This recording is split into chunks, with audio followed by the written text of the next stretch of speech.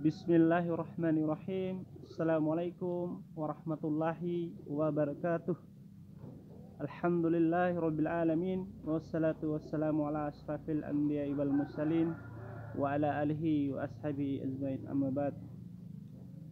Kita bersyukur kepada Allah Subhanahu wa taala yang masih memberikan kita nikmat, lebih-lebih nikmat kesempatan, nikmat kesehatan, sehingga pada hari ini saya masih bisa diberikan kekuatan untuk bisa memberikan sedikit materi buat anak-anakku sekalian tentang bahasa Indonesia, khusus kelas 9 ini. Salawat dan salam tidak lupa kita haturkan kepada junjungan Nabi besar kita, yaitu Nabi Muhammadin sallallahu alaihi wasallam, yang telah berjuang bersama para sahabatnya sehingga pada hari ini kita dapat menikmati indahnya Islam, insyaallah agama yang dirahmati oleh Allah Subhanahu wa taala. Baik anak-anakku kelas 9, adapun materi yang kita pelajari untuk semester 1 ini ada 4 bab. Yang pertama yaitu teks laporan percobaan. Yang kedua yaitu pidato persuasif. Yang ketiga yaitu cerpen, dan yang terakhir nanti adalah tes tanggapan. Baik, untuk materi yang pertama yaitu tes laporan, ya, kompetensi dasar kita dalam pembelajaran tes laporan percobaan yaitu mengidentifikasi informasi dari laporan percobaan yang dibaca atau didengarkan. Indikator pembelajaran atau tujuan pembelajaran kita yaitu siswa dapat mengetahui apa itu tes laporan, kemudian siswa dapat mengetahui ciri dan manfaat dari menulis tes laporan, kemudian yang terakhir yaitu siswa dapat mengetahui perbedaan tes deskripsi, tes eksposisi, dan tes laporan percobaan.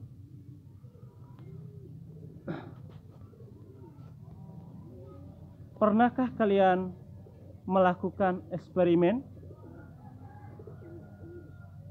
Eksperimen itu adalah suatu percobaan. Saya rasa ini sudah pernah.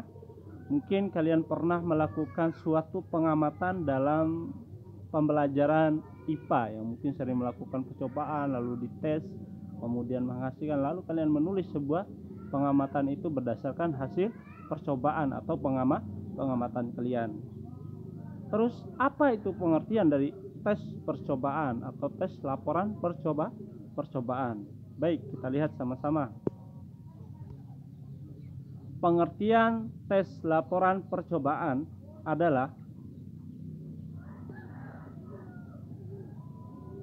teks yang menyampaikan hasil percobaan dengan cara menguji disertai dengan pembuktian, ya.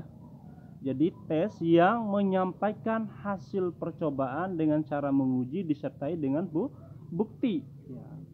Uji dulu baru ada pembuktian. Itu adalah tes percobaan. Biasanya judul tes laporan percobaan ini bersifat umum, ya. Jadi misalnya sepeda itu adalah sebuah contoh tes laporan percobaan, ataupun buku itu adalah kata-kata yang umum. Beda dengan tes deskripsi. Nanti kita akan bahas selanjutnya perbedaannya. Baik, selanjutnya kita pelajari yaitu kita sudah mengetahui tes percobaan, pengertian dari tes percobaan, tentu kita harus mengetahui ciri-ciri dari tes percobaan. Apa saja sih ciri-ciri dari tes laporan percobaan? Yang pertama yaitu tentunya bersifat fakta. Ya, jadi apa yang kita hasilkan dari percobaan itu atau laporan percobaan itu harus bersifat fakta. Laporan kita, ya, karena kita sudah menguji, tentu adalah hasilnya yaitu benar-benar nyata, ya.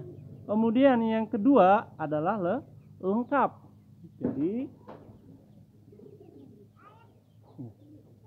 Jadi ciri yang kedua adalah lengkap. Sebuah tes itu harus lengkap dalam memberikan informasi kepada orang lain yang ketika ingin membaca tes laporan kita harus membuat secara lengkap. Kemudian yang terakhir adalah objektif ya. Jadi objektif maksudnya ini adalah sesuai dengan kenyataan ya. Berbicara tentang kenyataan, tidak jauh beda dengan fakta. Baik, selanjutnya yaitu fungsi tes laporan atau manfaat tes laporan. Yang pertama tentunya adalah memberikan informasi ya. Memberikan informasi kepada orang lain ketika kita menulis. Misalnya kita melakukan percobaan tentang suatu hipotesis praduga, ada sebuah saus yang kita duga ternyata saus itu mengandung zat pewarna, lalu kita melakukan pengamatan atau melakukan percobaan, ternyata tidak semua saus yang ada di sekolah, mungkin kita menduga di sekolah kita ada saus yang mengandung pewarna, lalu kita menguji saus-saus itu, ternyata tidak semua saus yang ada di sekolah itu mengandung zat warna. Kemudian yang kedua harus dibuktikan ya, ada pembuktian, bukti ya, bahwa hasil percobaan itu benar-benar ada. Ini adalah bukti. Kemudian dokumentasi ya, jadi setelah kita melakukan tes percobaan kemudian ada bukti yang kita tunjukkan. Kemudian selanjutnya yaitu dokumentasi ya. Dokumentasi ini adalah dokumen kita ya, kita simpan dengan baik-baik supaya orang dapat mengetahui bahwa apa yang kita lakukan itu benarnya nyata. Kemudian pemecahan masalah. Memangnya bisa sebuah tes laporan itu dapat memecahkan masalah? Bisa. Contoh sederhana, ketika kalian menyukai bakso ya, suka makan bakso ya. Kemudian setelah mendengar berita ternyata dalam bakso banyak mengandung boraks ya, atau pewarna ataupun yang lainnya. Akhirnya kalian meneliti sebuah bakso itu, apakah benar bakso yang saya makan ini mengandung boraks ya. Makanya dari hal itu kalian dapat memecahkan masalah. Kemudian kalian mencari tahu, mencari informasi, kemudian kalian mencobanya sehingga dapatlah hasilnya. Kemudian yang kelima yaitu pertanggungjawaban. Ketika kalian disuruh oleh guru IPA, tentu kalian akan membuat laporan itu sesuai dengan tanggung jawab. Ya. Baik, coba buka buku paket kalian bahasa Indonesia ya, kelas 9 halaman 10 sampai dengan 11. Di situ ada 3 contoh tes ya. Tes yang pertama yaitu sepedaku, kemudian tes yang kedua yaitu fish gear ya, atau gigi ya, gear ya. Tes yang ketiga yaitu tentang sepeda. Sudah? Ya. Ya, coba perhatikan dari 3 teks itu nanti akan ada pertanyaan di dalam bukunya di bawah itu ya. Apakah tes nomor 1 ini, manakah yang disebut dengan tes laporan percobaan? Masih ingat? Manakah yang disebut dengan tes eksposisi dan manakah yang disebut dengan tes deskripsi? Masih ingat pengertian dari tes deskripsi? Tes deskripsi itu kita pelajari waktu kelas 1 ya.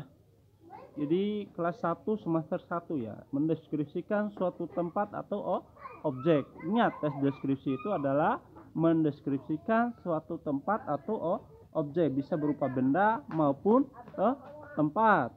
Ya.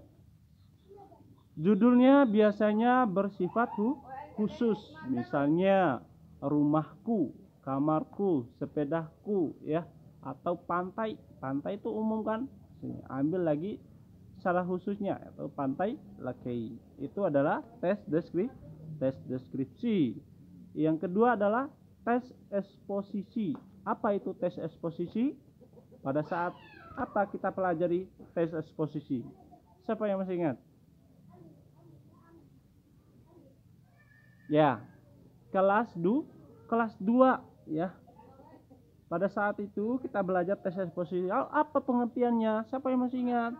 Tes eksposisi adalah tes yang menggambarkan bagaimana sebab akibat terjadinya suatu peristiwa alam atau terjadinya sesuatu. Ada sebabnya, ada akibatnya terjadinya suatu hal itu. Contoh sederhana misalnya terjadinya pelangi. Kenapa pelangi itu bisa terjadi? Itu kita pelajari kemarin ya. Baik, yang terakhir yaitu tes apa? Tes laporan percobaan. Tadi Pak Guru sudah menjelaskan apa pengertiannya, kemudian ciri-cirinya, kemudian fungsinya. Nah, kemudian sesudah membaca itu nanti ada pertanyaan, silahkan dijawab. Mungkin sekian Pak Guru ucapkan jazakumullah khairan. Kita tutup pertemuannya dengan sama-sama membaca doa qiraatul majlis. Subhanakallahumma wabihamdika asyhadu an la ilaha illa anta astaghfiruka wa atubu ilaik. Assalamualaikum warahmatullahi wabarakatuh.